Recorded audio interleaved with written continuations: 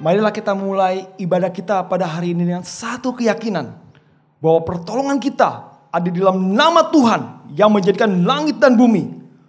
Turunlah kiranya atas kita sekalian anugerah dan damai sejahtera dari Allah Bapa kita dan Tuhan kita, Yesus Kristus. Amin. Shalom Bapak Ibu sekalian.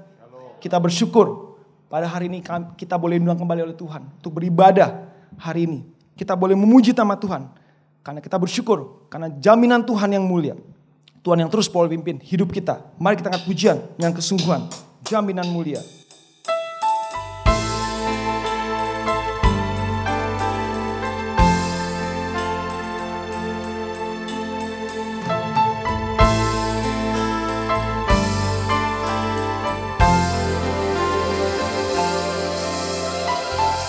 Jaminan mulia.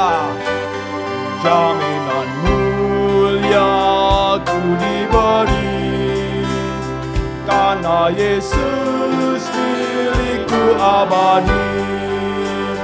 Aku warisnya, ku ditebus, karena dibasuh darah kudus. Kami masyurkan, kami puji tentang Yesusku selamanya. Kami masyurkan, kami puji tentang Yesusku selamanya. Aku serahkan diri penuh di dalam Tuhan, hatiku teduh sambil menyongsong kembalinya. Ku diliputi anugerahnya. Kami masyurkan, kami puji tentang Yesusku selamanya. Kami masyurkan, kami puji tentang Yesusku. Kami masyurkan, kami puji. Kami masyurkan, kami puji tentang Yesusku selamanya. Amin. Kami masyurkan, kami puji tentang Yesusku tentang Yesus selamanya. Tentang Yesusku sekali lagi katakan, tentang Yesusku selamanya.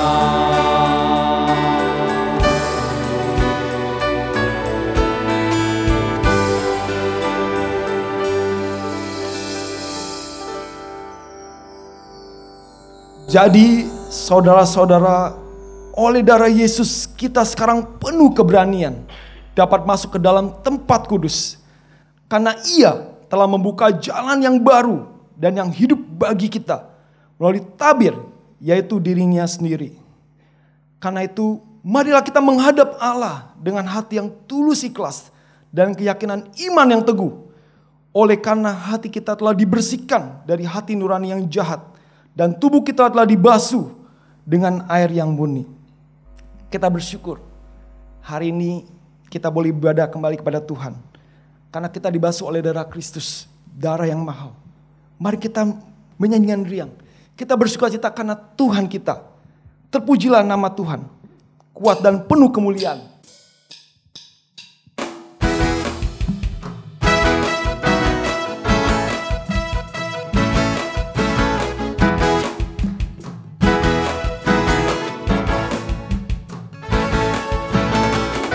Terpujilah nama-Mu Tuhan, kuat dan penuh kemuliaan. Satu suara kami nyatakan, kebesaran-Mu tetap selamanya. Terpujilah nama-Mu Tuhan, terpujilah nama-Mu Tuhan. Ajaib dan penuh keagungan. Satu hati kami nyatakan, kerajaan-Mu kekal selamanya.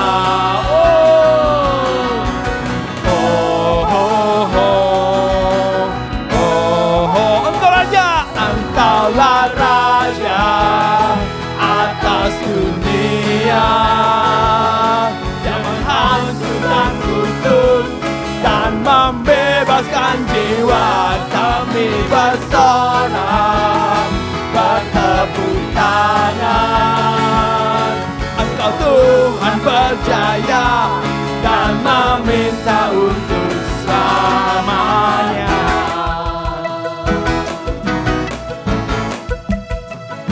Terpujilah nama Tuhan, terpujilah nama-Mu Tuhan, ajaib dan penuh keagungan.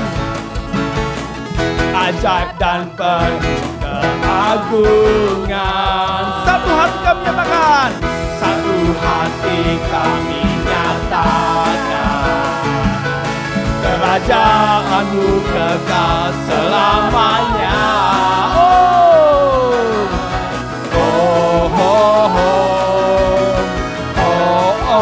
Engkau Raja, Engkaulah Raja atas dunia, yang menghancurkan kutub dan membebaskan jiwa kami bersorak bertepuk tangan. Engkau Tuhan berjaya dan meminta untuk selamat. Engkau Raja atasnya, Engkaulah Raja atas dunia, yang menghancurkan kutub dan membebaskan jiwa kami bersorak bertepuk tangan. Engkau Tuhan berjaya dan meminta untuk selamanya.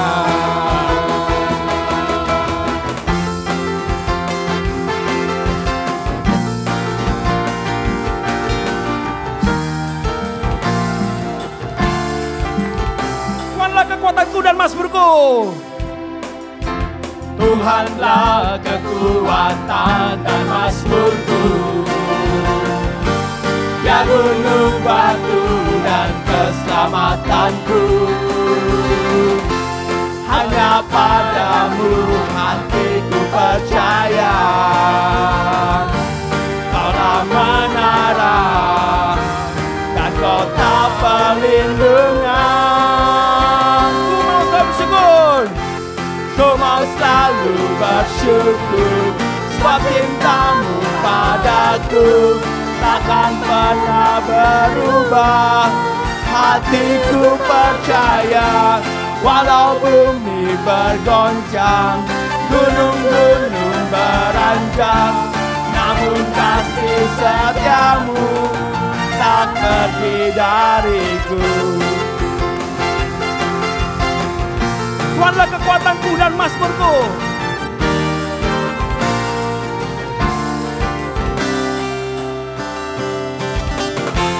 Tuhanlah kekuatan dan mazmurku, ya gunung batu keselamatanku. Hanya padamu hatiku percaya. Amin. Kaulah menara dan kota perlindungan. Ku mau selalu bersyukur, sebab cinta-Mu padaku takkan pernah berubah. Hatiku percaya, walau bumi bergoncang, gunung-gunung beranjak, namun kasih setia-Mu tak pergi. Ku mau selalu bersyukur, sebab cinta-Mu padaku takkan pernah berubah.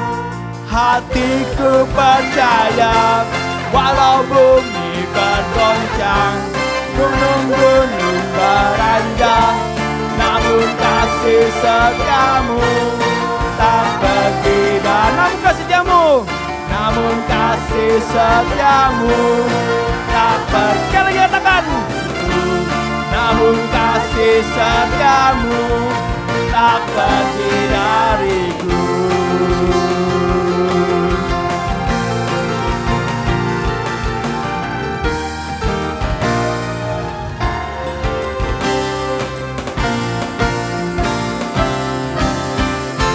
Tanduk Bapak Ibu sekalian.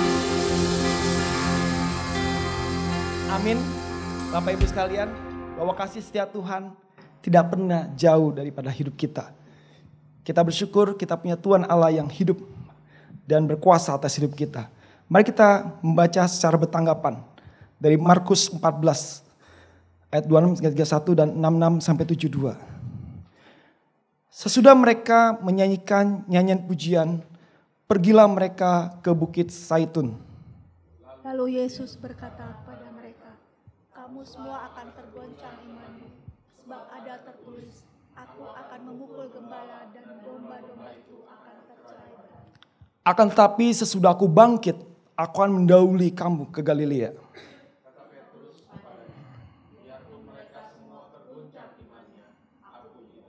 Lalu kata Yesus kepadanya, aku berkata kepadamu, sesungguhnya pada hari ini, malam ini juga, sebelum ayam berkokok 2 kali, engkau telah menyangkal aku 3 kali.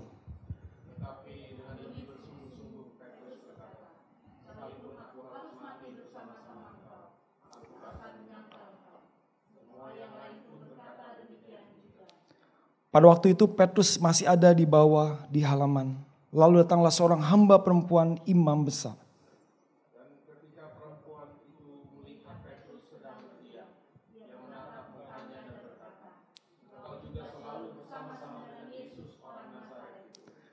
Tetapi ia menyangkalnya dan berkata, aku tidak tahu dan tidak mengerti apa yang kau maksud. Lalu ia pergi ke serambi muka dan berkokoklah ayam.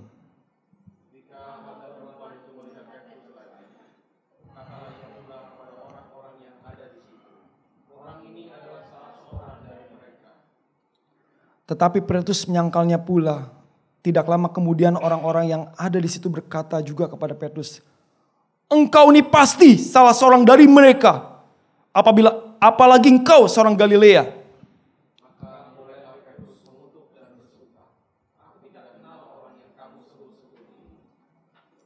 Dan pada saat itu berkokoklah ayam untuk kedua kalinya. Maka teringatlah Petrus bahwa Yesus telah berkata kepadanya, sebelum ayam berkokok 2 kali, engkau telah menyangkal aku 3 kali. Lalu menangislah ia terseduh-seduh. Berapa kali dalam hidup kita seringkali menyangkal iman kita di hadapan orang lain, iman kepada Tuhan. Berapa kali kita seringkali kita tidak mengakui Tuhan sebagai Tuhan atas hidup kita, yang berkuasa atas hidup kita.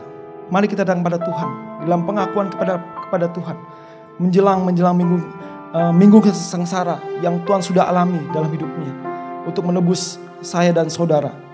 Mari kita datang dengan hati yang terbuka untuk mengakuan dosa kita di depan Tuhan.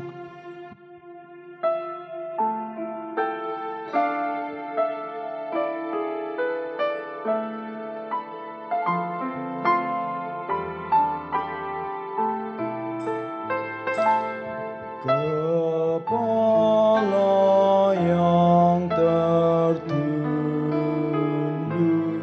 oh Yesus Tuhanku, dan duri yang melusuh jadi mahkotamu.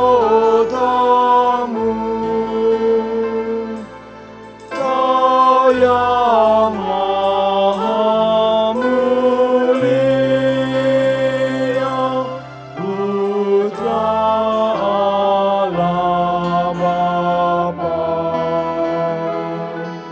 rela jadi manusia menang. silakan dong Bapak, Ibu, dan Saudara. Ya Tuhan yang Kau tangguh, yaitu salahku, dosaku yang Kau tangguh di kayu salibmu. Oh, kasihani aku yang harus dicela. Ampunilah hamba-Mu, beri anugerah-Mu. Kami telah berbuat dosa dan salah. Kami telah berlaku fasik dan telah memberontak. Kami telah menyimpang dari perintah dan peraturan-Mu. Ya Allahku, arahkanlah telingamu dan dengarlah. Bukalah matamu dan lihatlah kebinasan kami dan kota yang disebut dengan nama-Mu. Sebab kami menyampaikan doa permohonan kami ke hadapan-Mu, bukan berdasarkan jasa-jasa kami, tetapi berdasarkan kasih sayang-Mu yang berlimpah-limpah. Ya Tuhan, dengarlah. Ya Tuhan, ampunilah. Ya Tuhan, perhatikanlah dan bertindaklah dengan tidak bertanggung. Oleh karena Engkau sendiri Allahku, sebab kotamu dan umatmu disebut dengan nama-Mu.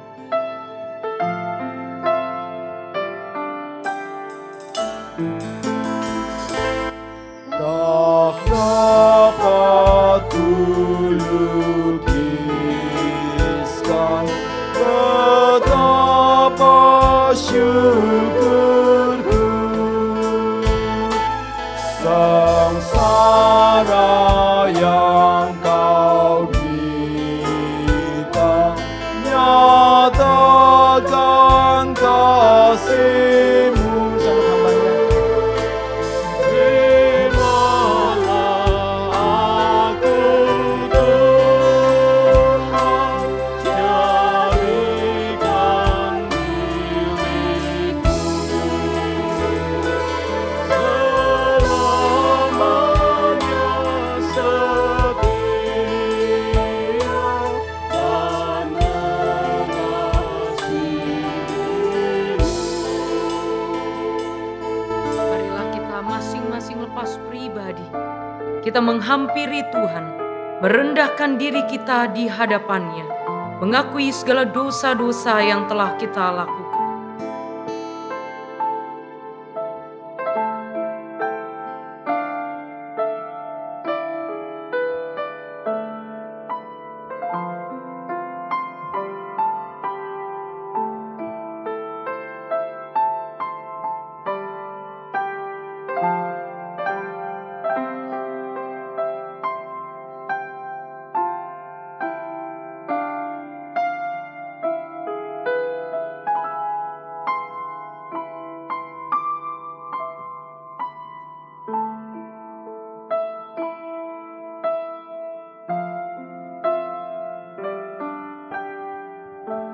Ketika kami kembali memandang kepada salib-Mu Tuhan, sesungguhnya siapakah kami?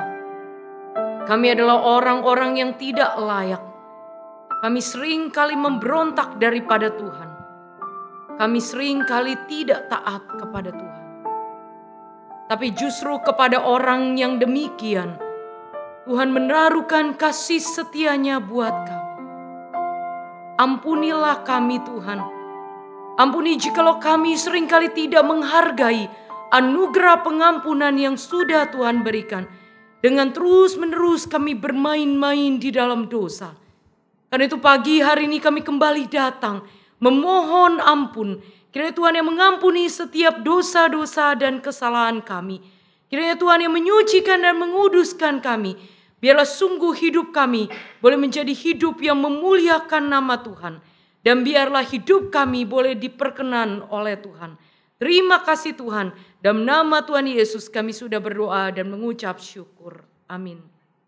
Janji pengampunan dosa diambil dari Titus 3 ayat 5 hingga ayatnya yang ke-7.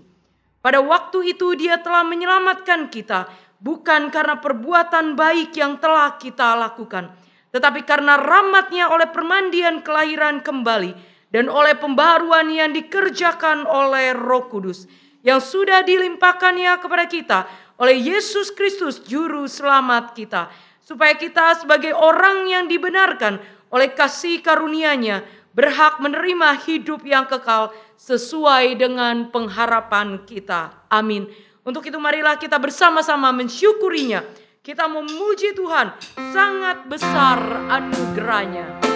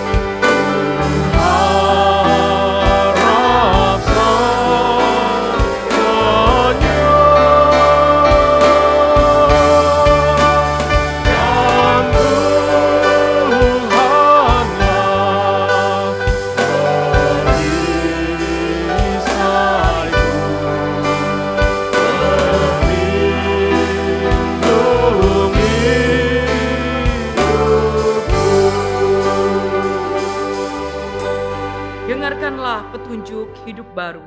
Kesudahan segala sesuatu sudah dekat. Karena itu kuasailah dirimu dan jadilah tenang, supaya kamu dapat berdoa. Tetapi yang terutama, kasihilah sungguh-sungguh seorang akan yang lain, sebab kasih menutupi banyak sekali dosa. Mari saat ini kita bersama-sama mengikrarkan pengakuan iman rasuli. Aku percaya kepada Allah, Bapa yang Maha Kuasa, Khalik langit dan bumi, dan kepada Yesus Kristus anaknya yang tunggal Tuhan kita, yang dikandung daripada Roh Kudus, lahir dari anak darah Maria, yang menderita sengsara di bawah pemerintahan Pontius Pilatus, disalibkan, mati dan dikuburkan, turun ke dalam kerajaan maut, pada hari yang ketiga, bangkit pula dari antara orang mati, naik ke surga, duduk di sebelah kanan Allah, Bapa yang Maha Kuasa, dan dari sana Ia akan datang untuk menghakimi orang yang hidup dan yang mati. Aku percaya kepada Roh Kudus, gereja yang kudus dan am, persekutuan orang kudus, pengampunan dosa, kebangkitan tubuh, dan hidup yang kekal. Amin. Jemaat dipersilakan duduk kembali. Mari bersama kita mempersiapkan hati dan pikiran kita untuk boleh menerima sabdanya.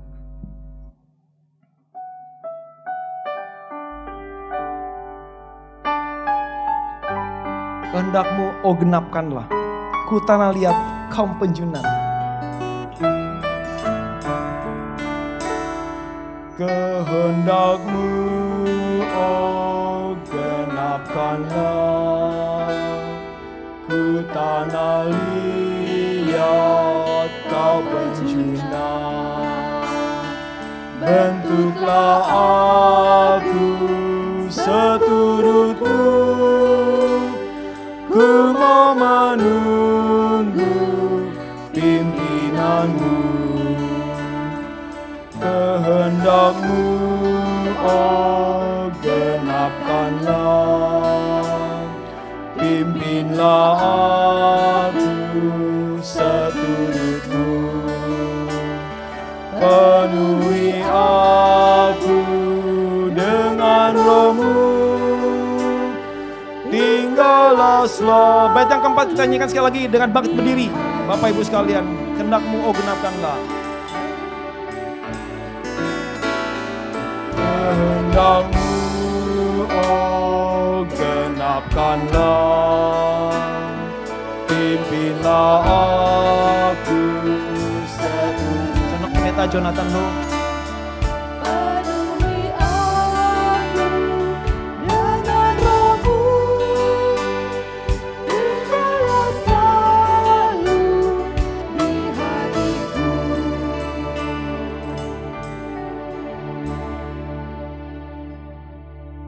Mari kita masuk dalam doa.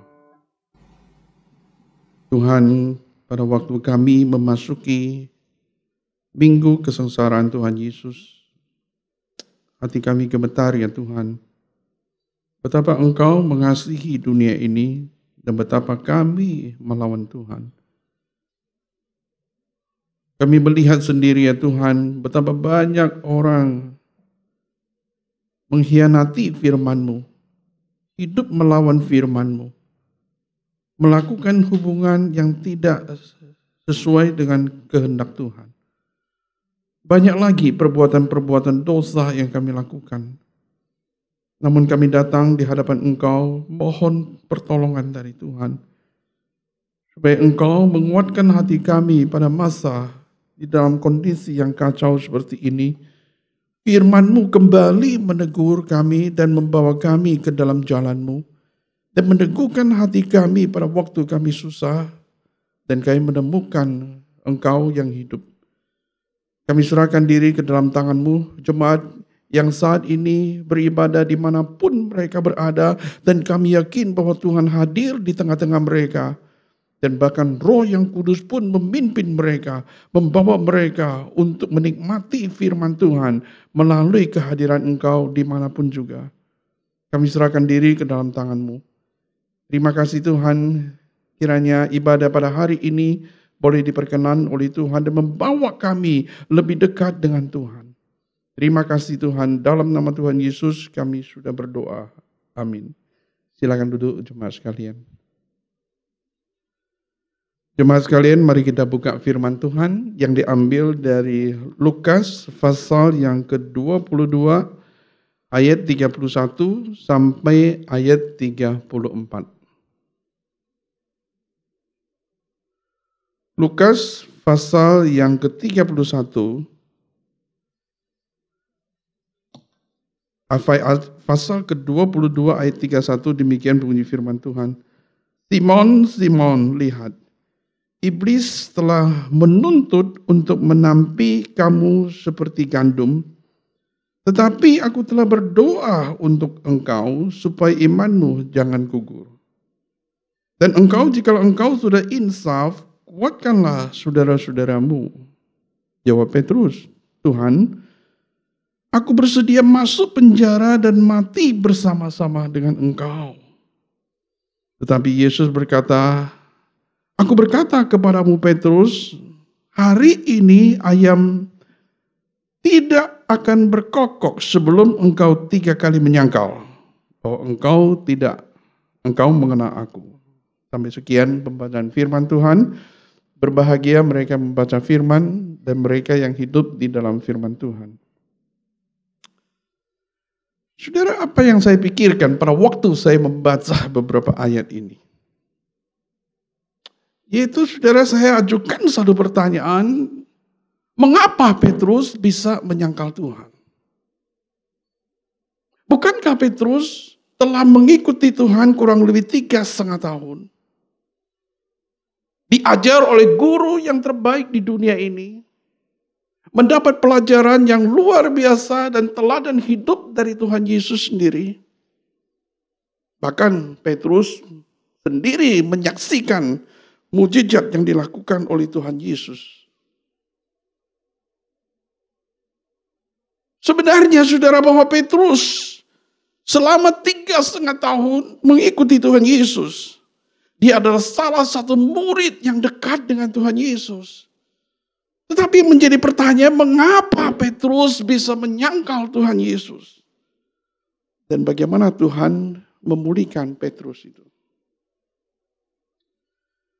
Ada 3 hal yang perlu kita perhatikan mengapa Petrus menyangkal Tuhan Yesus.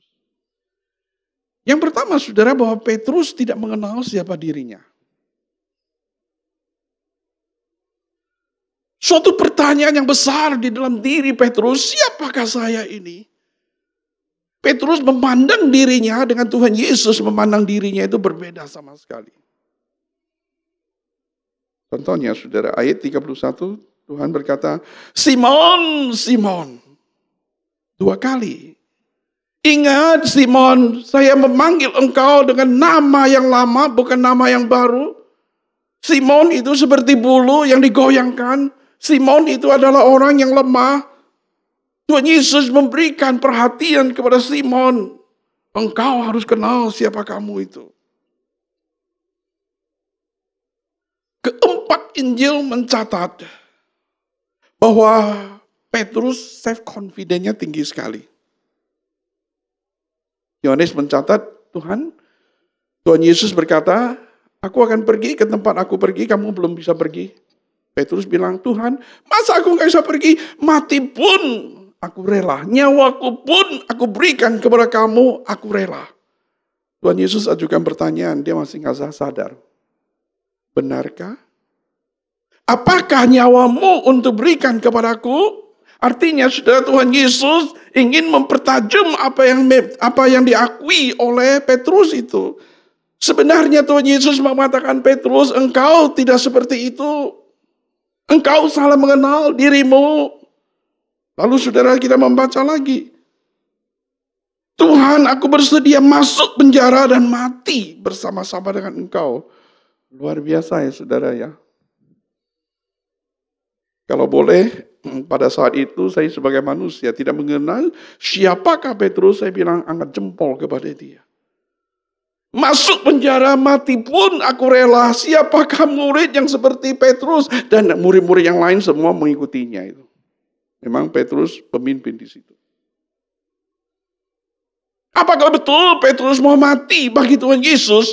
Menyangkal Tuhan Yesus artinya saudara mau menyelamatkan nyawanya. Menyangkal Tuhan Yesus artinya dia tidak mengenal siapakah Tuhan Yesus.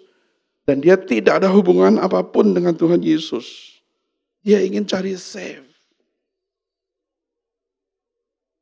Bahkan saudara di dalam Injil yang lain, Injil Matius misalnya, mencatat bahwa Petrus berkata, Tuhan, walaupun semua orang meninggalkan engkau, tapi saya enggak. Petrus mau ngomong apa saudara?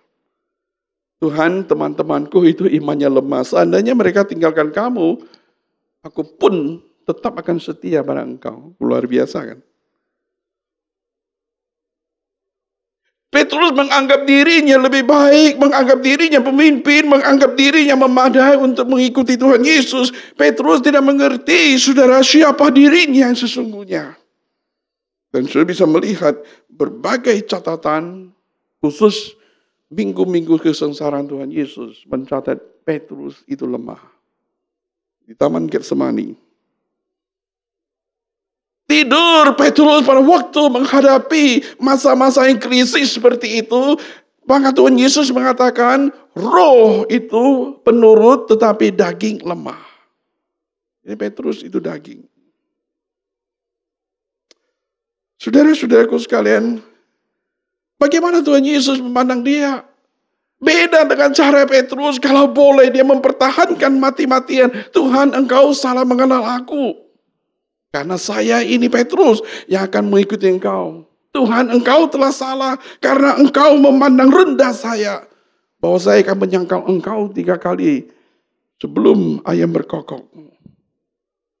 Cara pandang Tuhan Yesus kepada Petrus dengan Petrus memandang dirinya itu berbeda, saudara. Oleh sebab itu, saudara, yang pertama kita lihat bahwa Petrus menyangkal Tuhan Yesus karena Petrus tidak mengenal dirinya sendiri. Yang kedua, saudara, Petrus tidak mengenal misi Mesaya. Sudah perhatikan pada waktu Tuhan Yesus berkata bahwa anak manusia akan diserahkan, kemudian akan menderita, kemudian mati, dan 3 hari bangkit. Petrus langsung menarik Tuhan Yesus dan berkata, sekali-sekali tidak. Tidak boleh ya Tuhan, karena engkau adalah Mesia yang merubah tumpuan dan harapan kami. Mengapa dia melawan atau mengapa dia menegur Tuhan Yesus? Karena konsep mesianik itu adalah political Messiah. Messiah yang muncul dengan kekuatan yang luar biasa untuk mengatasi bangsa-bangsa pada waktu itu. Messiah dengan kedudukan sebagai anak daripada Daud, kemudian mereka berkuasa di dalam dunia ini. Daud tidak mengerti sebenarnya apa daripada misi Messiah, saudara. Sampai saudara, pada penyaliban Tuhan Yesus, malam-malam terakhir, Tuhan Yesus mengatakan bahwa dia akan diserahkan. Dia pun tidak mengerti, saudara. Bukan berarti Tuhan Yesus tidak kasih tahu. Karena peristiwa transfigurasi Tuhan Yesus di atas gunung, dia sudah melihat bagaimana Musa dan Elia berbicara kepada Tuhan Yesus untuk tujuan kedatangan Mesaya. Dia tahu, dia mendengar, dia menyaksikan sendiri the glory dari Tuhan di atas gunung. Tapi Petrus tetap tidak mengerti, saudara. Beda, saudara, dengan Maria yang duduk di kaki Tuhan Yesus, mendengarkan Tuhan Yesus. Kemudian Maria mengerti misi Tuhan Yesus, sehingga dia mengurapi Tuhan Yesus dengan minyak narwastu untuk mempersiapkan penguburannya. Bagi Maria, Mesaya itu bukan political Mesaya, tetapi Mesaya yang suffering. Dan Petrus tidak siap dalam hal ini.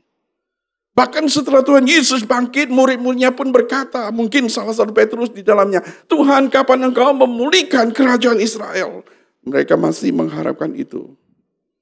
Betapa sulitnya saudara Petrus mengerti hati Tuhan.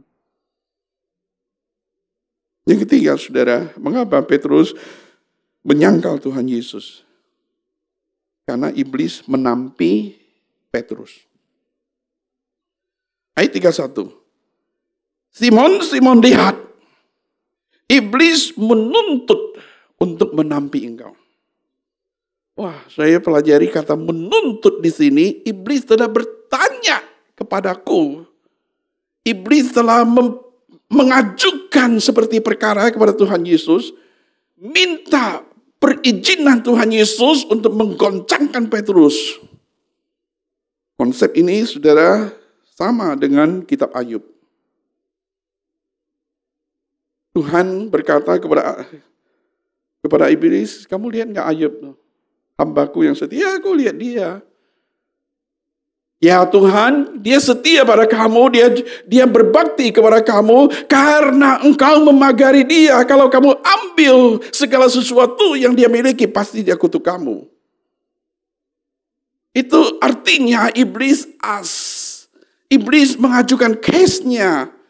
Iblis melakukan sesuatu untuk berusaha menjatuhkan seseorang dengan mempresentasikan proposalnya.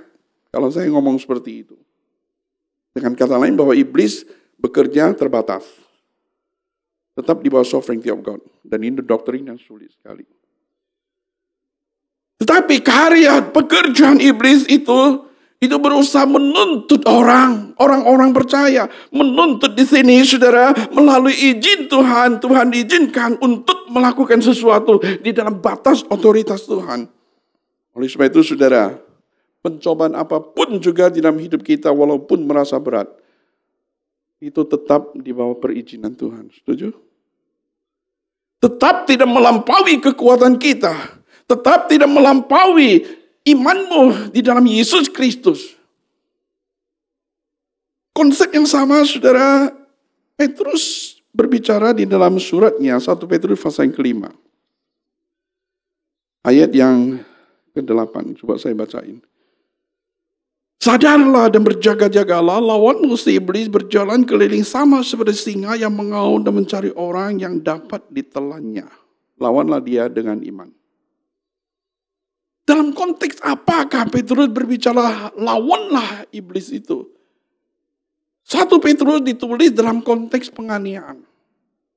Yaitu orang-orang Kristen sekarang berada di dalam kesusahan yang besar. Pasal 4 ayat yang ke-12 di depan masih ada kesusahan yang besar. Tujuan daripada 1 Petrus untuk meneguhkan iman orang Kristen dan mengajarkan bagaimana memperhatikan gereja supaya mereka tetap setia kepada Tuhan. Di dalam fase yang kelima merupakan suatu dorongan para pemimpin, para orang muda, kepada jemaat secara keseluruhan, bahwa iblis berada di tengah-tengah kita di dalam konteks penganiayaan. Dengan kata lain, melalui penganiayaan yang akan dihadapi oleh gereja pada waktu itu.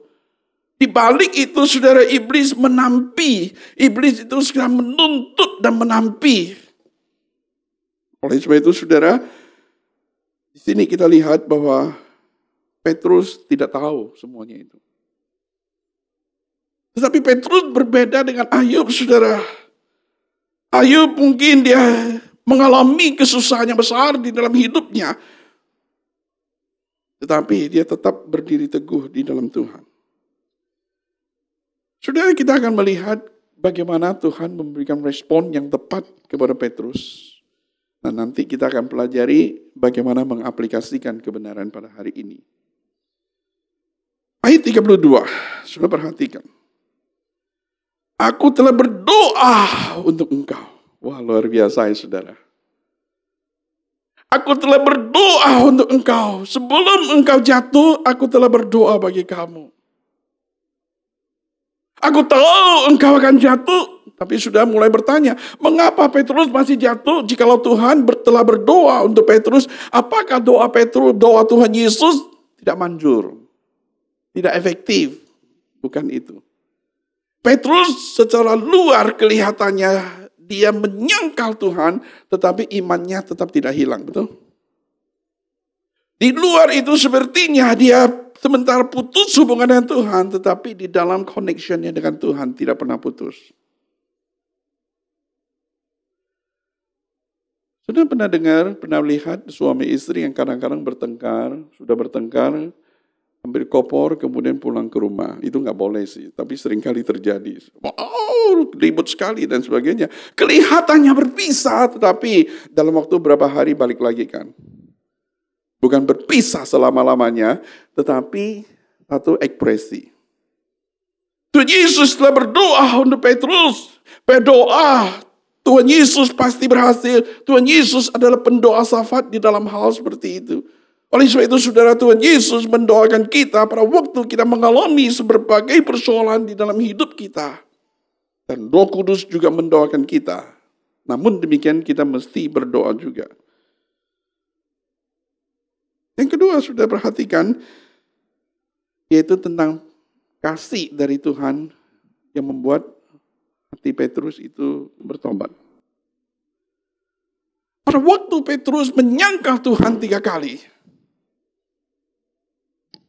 Masih ingat saudara bagaimana kitab suci mencatat Tuhan Yesus memandang Petrus. Kitab suci mengatakan dari pandangan mata Petrus, Tuhan Yesus, hati Petrus menangis. Artinya saudara, pandangan cinta kasih daripada Tuhan Yesus yang pernah dialami oleh Petrus sekarang di dalam masa-masa yang kritis, dia pernah menyangkal Tuhan Yesus. Tuhan Yesus tetap mengasihi dia. Tuhan Yesus tetap tidak membuang dia. Tuhan Yesus tetap melakukan segala sesuatu untuk memelihara iman daripada Petrus. Maka di dalam 1 Petrus pasal yang kelima, ayat ke-10, Petrus berkata demikian. Allah adalah sumber segala kasih karunia yang telah memanggil kamu dalam Kristus kepada kemuliaan yang kekal, akan melengkapi, meneguhkan, menguatkan, mengokohkan kamu, supaya sesudah kamu menderita seketika lamanya. Dengan berbagai istilah kata kerja, di mana Allah sendiri inisiatif dan aktif yang bekerja untuk meneguhkan iman Petrus.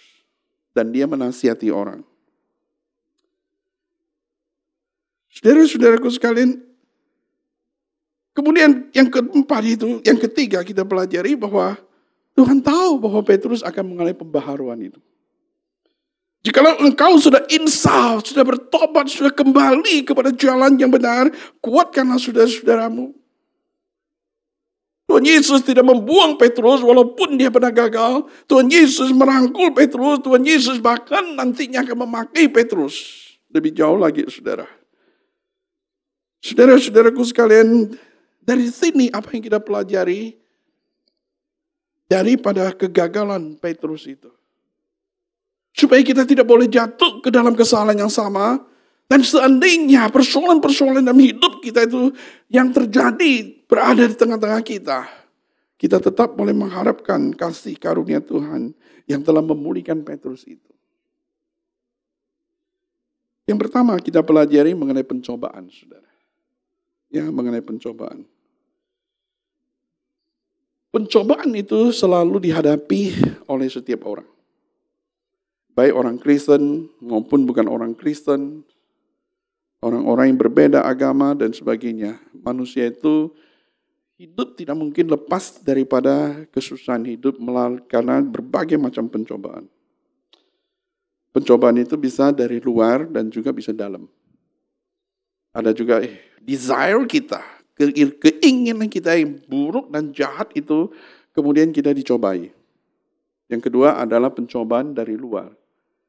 Itu melalui kesalahan orang lain, rencana orang lain, ataupun segala sesuatu yang terjadi di dalam dunia ini, kemudian kita berada dalam kesusahan. Jadi bukan karena kesalahan orang Kristen, tetapi itu adalah hal yang lumrah, yang umum yang terjadi. Seperti musibah, seperti wabah, seperti pandemik, seperti apapun juga, itu merupakan pencobaan yang terjadi di dalam hidup kita. Saudara, pada waktu kita menghadapi pencobaan yang berat di dalam hidup kita, jangan pikir bahwa itu melampaui kekuatan. Karena 1 Korintus pasal 10 ayat 13, pencobaan itu biasa-biasa. Artinya, semua orang juga mengalaminya. Mungkin bisa juga ada orang kemungkinan hari ini bisa lepas dan mungkin bisa besok. Bisa terjadi juga. Tapi ada orang yang tidak jatuh, tidak berada di dalam pencobaan juga. Sudah menghadapi, kita sedang di dalam situasi virus corona. Sudah buka komputer, internet, dan sudah menemukan berita-berita yang menakutkan sekali. Sudah 500.000 orang yang kena, belum lagi yang terhitung. Belum lagi hitung salah kan. Yang mati sudah tahu banyak. Masa-masa yang uncertainty. Masa-masa yang sulit, ekonomi juga sulit. Ada orang yang kehilangan kekasihnya. Ada orang yang suami atau istri berada dalam perawatan tetapi nggak bisa kunjung sama sekali. Hanya bisa berdoa di rumah. Berteriak, Tuhan tolonglah. Tuhan pimpinlah suami dan istri saya, anak saya, saudara saya yang lain. Bagaimana dengan masa depan ekonomi saya? Sekarang usaha saya sulit untuk bertahan lagi. Anak saya mau sekolah, hidup saya bagaimana? Kita banyak pikirkan, semuanya itu membuat hati jadi kacau, saudara, betul? Saya tidak mengatakan kita nggak boleh berpikir juga. Tetapi terlalu banyak akhirnya menjadi khawatir. Ada sebagian orang Kristen, bahkan pemimpin-pemimpin gereja memberikan nasihat atau memberikan pengajaran yang menurut saya itu mereka itu adalah pengejek Tuhan itu. Kita orang Kristen percaya kepada Tuhan, Tuhan pelihara kita dan virus corona tidak mungkin terjadi dalam diri kita karena kita beriman. meyakinkan jemaat. Bahkan ada pertemuan-pertemuan tertentu yang di masa dan kemudian saudara mereka tidak peduli. Ini iman yang sebenarnya tidak bertanggung jawab. Virus corona bisa dialami oleh siapapun juga. Jangan pandang enteng. Jangan terlalu membesarkan juga. Jangan sampai kita mencobai Tuhan dan mengatakan, Tuhan Engkau Maha Kuasa. Saya pegang orang tidak akan kena penularan virus corona. Jangan seperti itu. Itu mencobai Tuhan. Kita mesti menjaga diri dengan baik dan ingat saudara, bahwa melalui pencobaan yang kita hadapi seperti ini, mungkin juga membuat kita kecewa sama Tuhan. Tapi juga mungkin bisa membuat lebih cinta Tuhan. Bisa musibah yang terjadi di dalam diri pada zaman ini bisa dipakai oleh iblis untuk menghancurkan iman Kristen. Juga bisa menjadi blessing Tuhan, kasih karunia Tuhan bagi dunia ini. Saya pernah mendengar satu kesaksian, saudara, itu dokter di Italia dibilang saya itu orang ateis, gak pernah mau percaya pada Tuhan. Tapi beberapa waktu ini saya seperti berada di dalam neraka.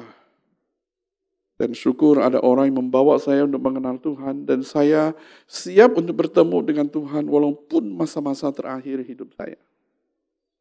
Ada yang menjadi blessing, saudara.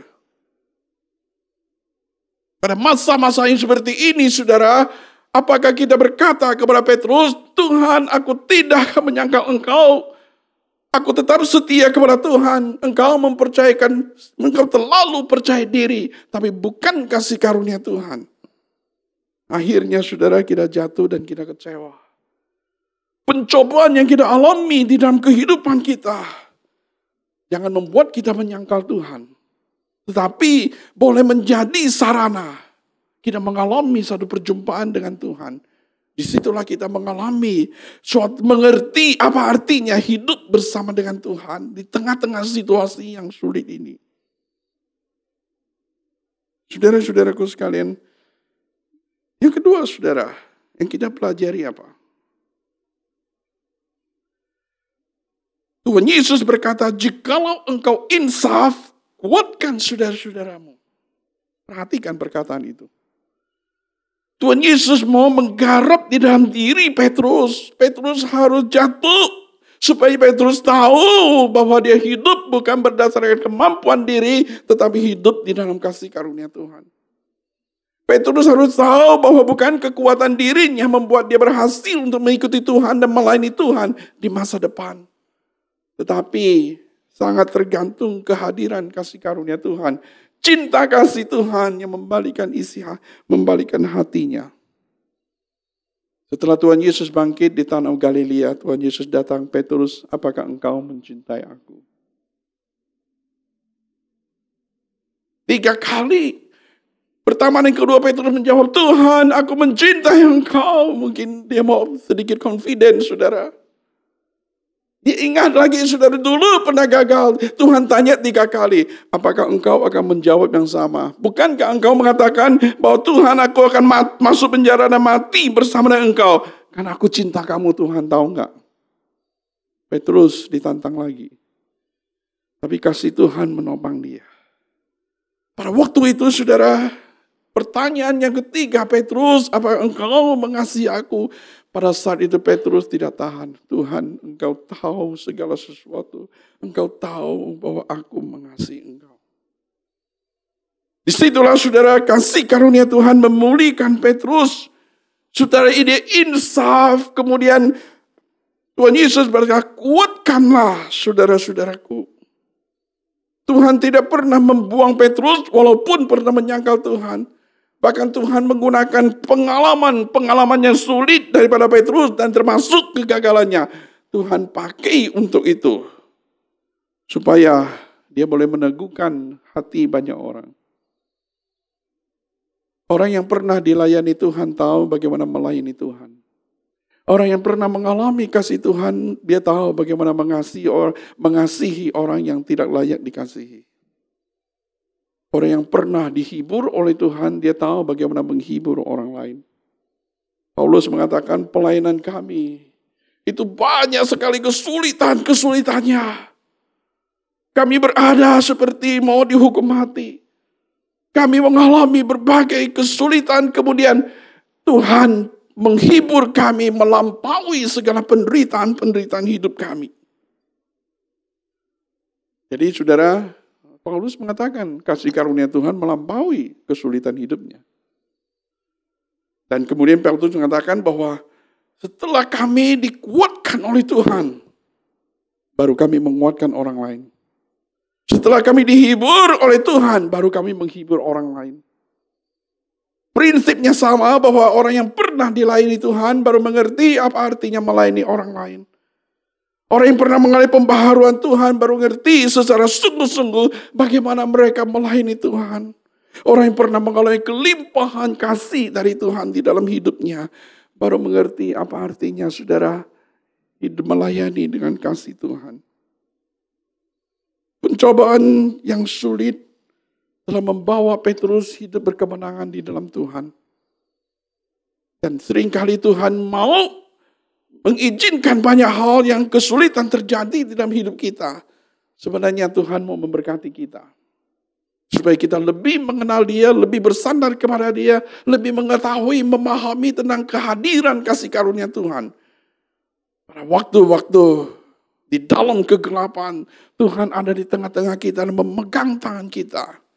Bahkan Tuhan memberikan dirinya untuk menggantikan segala hal yang kita pernah merasa rugi melalui kesulitan hidup itu. Siapa yang bisa menghibur orang yang berada dalam penderitaan?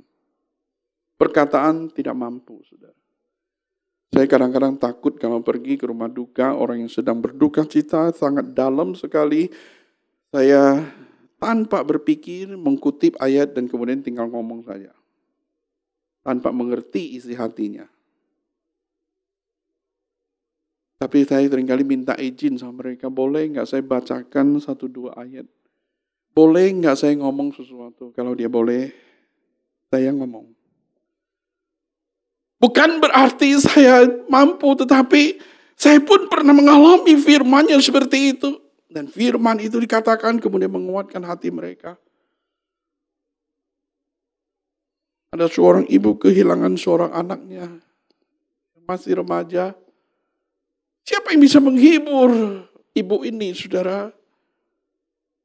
Perkataan apapun juga, saudara, sulit untuk dia terima. Lalu saya berdoa, Tuhan, perkataan apa yang perlu menghibur ibu ini? Saya ingat bukan engkau, bukan saya menghibur, tetapi Tuhan Roh Kudus di dalam hati yang menghibur itu. Sebab Tuhan yang mengambil, Tuhan yang menghibur, betul? Tuhan yang mengambil, Tuhan menggantikan dengan dirinya. Oleh sebab itu iman orang ini pasti tidak akan gugur. Saya beberapa waktu ketemu lagi ibu ini. Dia tetap setia berbakti kepada Tuhan. Tetap menjadi guru sekolah minggu. Tetap melayani Tuhan. Tetap cinta Tuhan, saudara. Kelihatannya berbagai goncangan di dalam hidupnya. Tetapi saudara, dia boleh mengalami apa artinya kelimpahan kasih Tuhan di dalam kehidupan sehari-harinya. Saudara, 2 kemungkinan di dalam hidup kita. Pada waktu kita mengalami penderitaan, kita bisa bersungut-sungut pada Tuhan dan marah-marah sama Tuhan. Kita bertanya kepada Tuhan dan argumentasi sama Tuhan. Tetapi tidak banyak jawaban. Namun kita selalu mesti berdoa. Kiranya Tuhan engkau yang tolong saya boleh seperti Petrus. Setelah saya mengalami kasih karunia Tuhan dan insaf diri saya. Kemudian saya melayani Tuhan. Orang yang pernah mengalami pertolongan Tuhan mengerti apa artinya menolong orang lain, saudara. Dan kuasa firman Tuhan terus bekerja di dalam hidup kita. Saya melihat beberapa orang, salah satu saya ceritakan seorang ibu, dipakai oleh Tuhan luar biasa. Dia kehilangan anaknya, anak yang satu-satunya. Di dalam waktu yang mendadak meninggal karena kecelakaan, dia nggak bisa menghandle-nya. Bertanya Tuhan mengapa, tetapi tidak ada jawaban. Pada waktu penghiburan, ibu ini sulit untuk menyanyi, Sulit untuk mendengar firman Tuhan. Hatinya terus berontak. Dia nggak ngerti mengapa anaknya diambil. Ada orang mengatakan anaknya sudah bersama dengan Tuhan, dia bahagia. Betul, tapi saya juga mau sama dengan anak saya. Mengapa Tuhan mengambilnya di tengah-tengah saya mau menikmati hidup bersama dengan anak saya? Tidak ada jawaban. Pada waktu menyanyikan puji ho lagu itu, dia nggak bisa nyanyi. Gimana ya saya bisa puji ho anak saya dipanggil oleh Tuhan? Bagaimana saya bisa menyanyi pada waktu saya kesusahan yang besar? Tapi nggak tahu hatinya terus mengajak dia untuk nyanyi. Mulai pelan-pelan hatinya berkobar-kobar dan mulutnya menyanyi. Dia bilang, kenapa saya nyanyi? Nggak tahu itu. Tapi saya mengalami kehadiran Tuhan, kehadiran kuasa Tuhan yang luar biasa dalam hidup saya. Saya punya keyakinan, semua kesedihan itu bisa hilang begitu. Semua kejengkelan saya kepada Tuhan bisa menjadi bersandar kepada Tuhan. Semua pertanyaan itu menjadi sirna dan kemudian bersandar kepada Tuhan. Saya nggak tahu muncul dari mana. Tapi saya yakin bahwa Roh Kudus yang bekerja di dalam hidup saya, menguatkan hati saya. Sudah puji Tuhan, dia sekarang dipakai oleh Tuhan untuk menghibur orang yang di dalam gereja yang pernah kehilangan kekasih, orang-orang yang dia tekan, anak-anak dan sebagainya, mereka setia melayani Tuhan. Karena dia pernah mengalami duka, maka Tuhan pakai dia untuk menguatkan orang lain.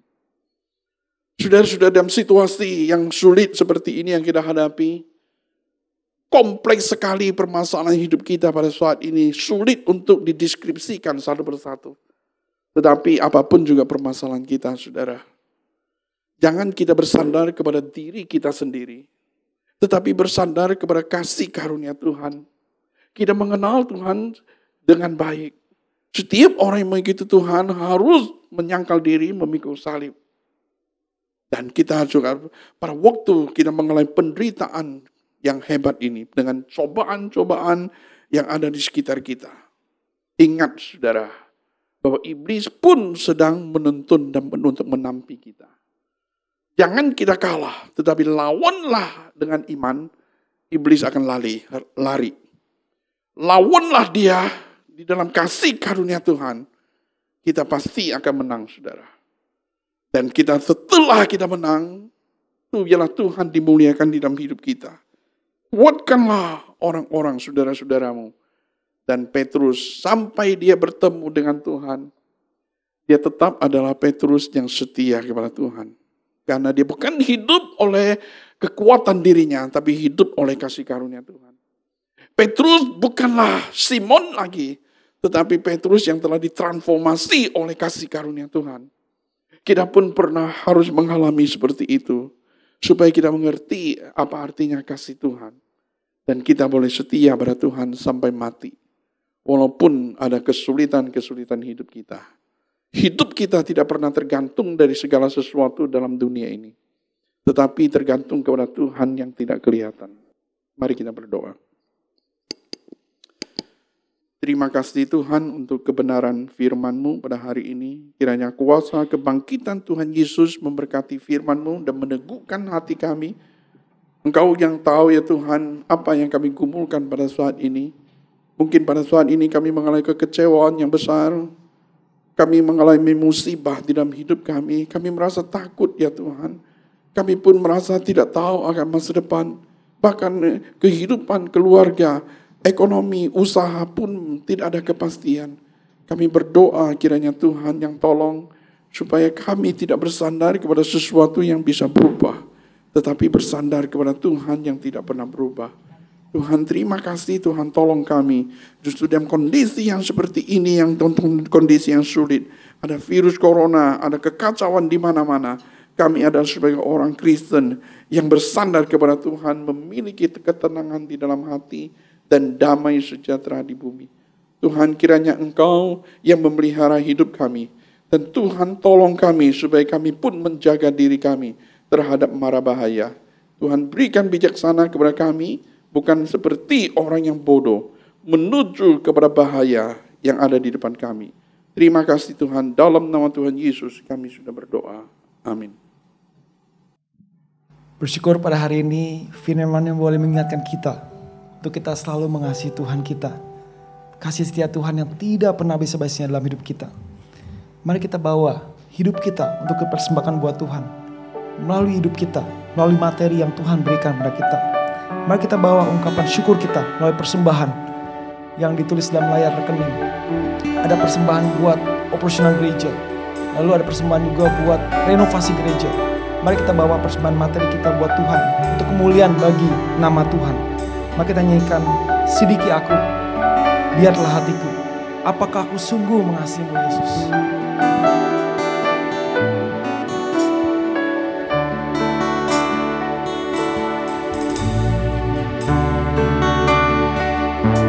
Sidiki aku, lihat hatiku. Apakah ku sungguh mengasihimu Yesus? Kau yang Maha Tahu dan menilai hidupku, tak ada yang tersembunyi bagi. Kita ulangi sedikit, aku lihat hatiku. Selidiki aku, lihat hatiku.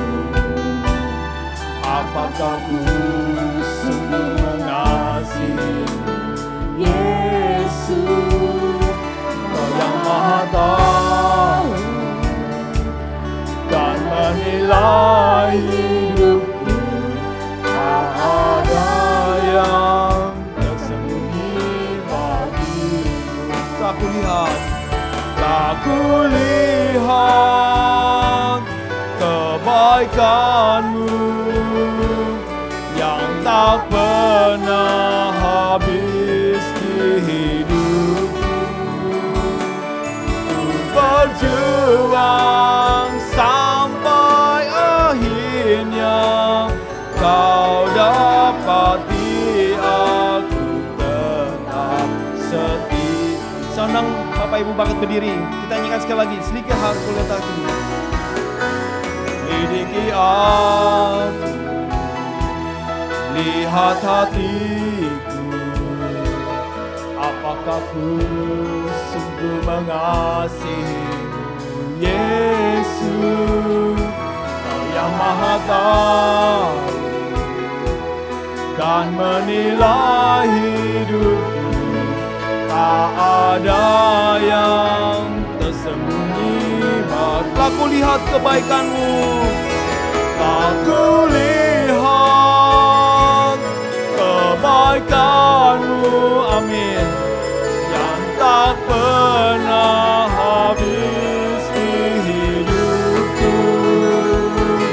Ku berjuang sampai akhirnya Kau dapati aku. Aku lihat kebaikan-Mu yang tak pernah habis di hidupku. Aku lihat kebaikan-Mu, benar ya Tuhan, tak pernah habis di hidupku. Ku berjuang sampai akhirnya Kau dapati aku tetap setia. Kau dapati aku Kau dapati aku tetap setia.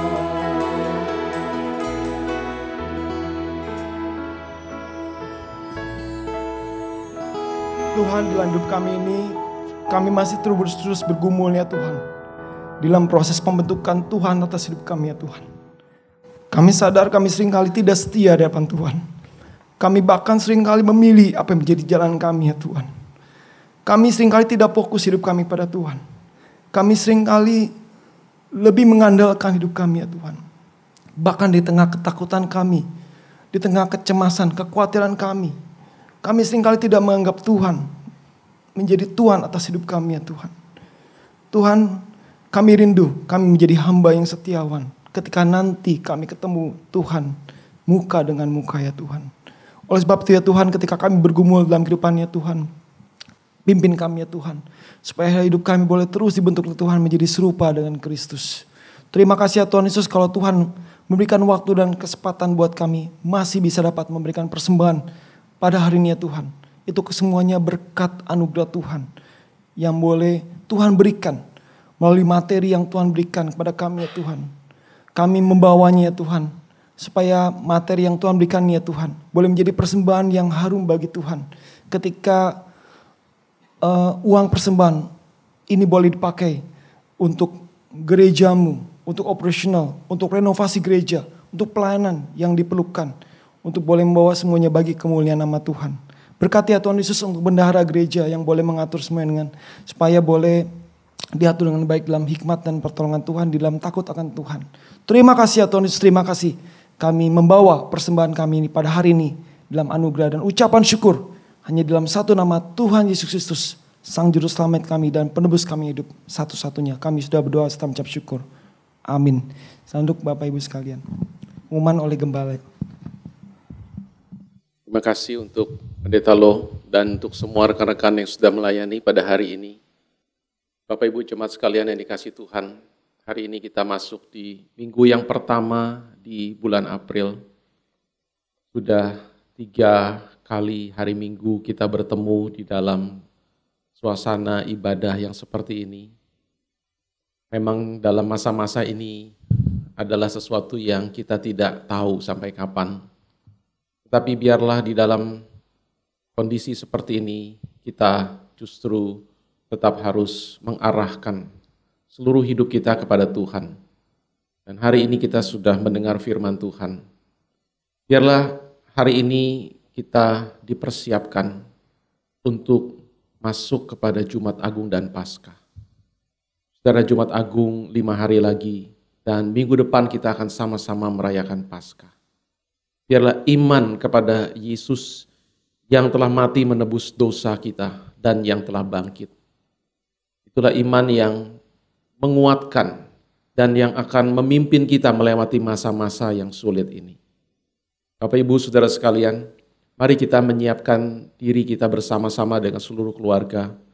Di dalam hari-hari ke depan ini, kita akan sama-sama kembali mengingat kesengsaraan dan penderitaan Tuhan.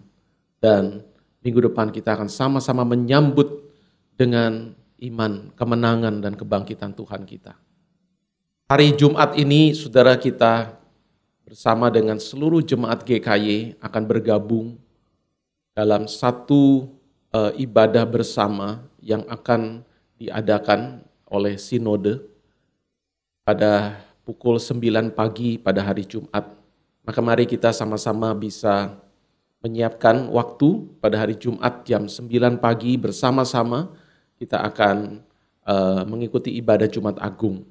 Dan minggu depan pada hari Minggu Paskah kita akan tetap beribadah seperti jam ibadah pada hari Minggu. Ada 3 kali ibadah dan kita akan tayangkan waktu seperti biasa. Sebagaimana yang sudah kita lakukan selama 3 kali hari Minggu ini. Saudara, saya terus mengajak jemaat untuk berjaga-jaga. Dalam kondisi seperti ini mari kita tetap menjaga kesehatan, menjaga juga diri dari pergaulan atau dari kerumunan orang banyak ya. Kita mengingat bahwa memang ini suatu kondisi yang tidak mudah untuk kita jalani. Kiranya Tuhan menolong kita semua. Demikian yang bisa saya sampaikan. Tuhan Yesus memberkati. Mari kita bangkit berdiri bersama-sama, kita akan masuk di dalam doa syafaat.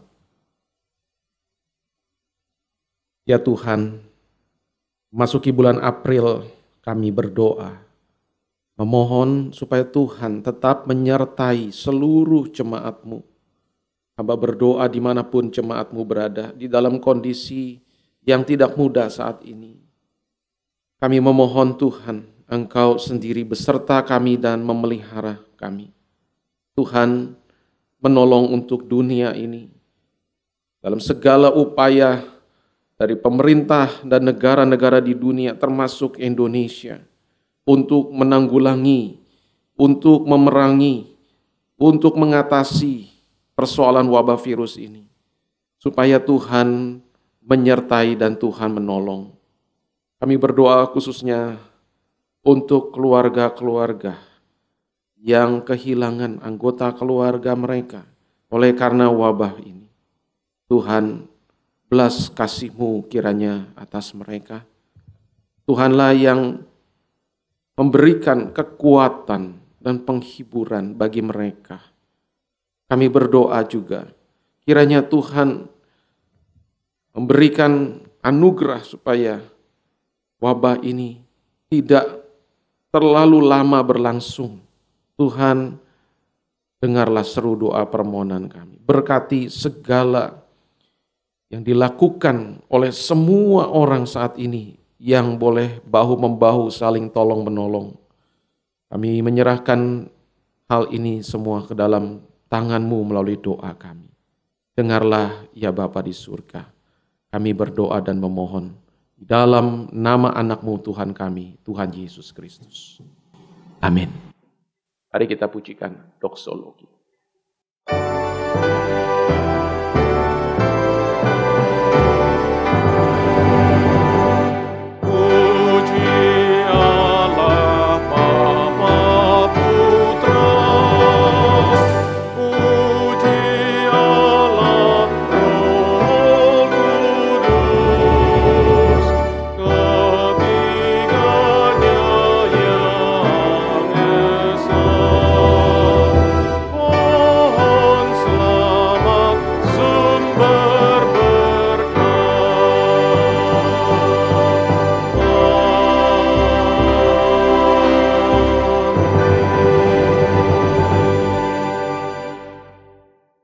Jemaat sekalian, dimanapun saudara berada, arahkan hatimu kepada Tuhan.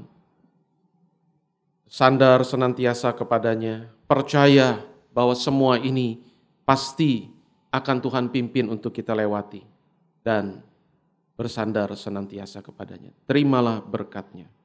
Kiranya anugerah dan kasih karunia dari Allah Bapa di dalam Tuhan Yesus Kristus dan di dalam naungan penyertaan Allah Roh Kudus bersama dengan saudara semua dimanapun berada saat ini, mulai hari ini sampai Tuhan Yesus datang dan sampai selama-lamanya.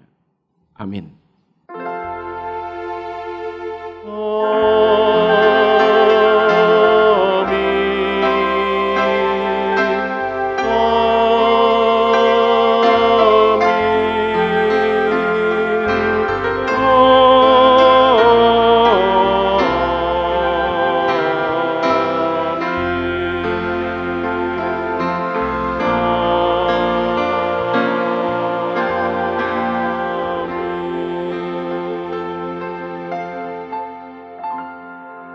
Silakan duduk, ibadah selesai. Tuhan memberkati doa teduh.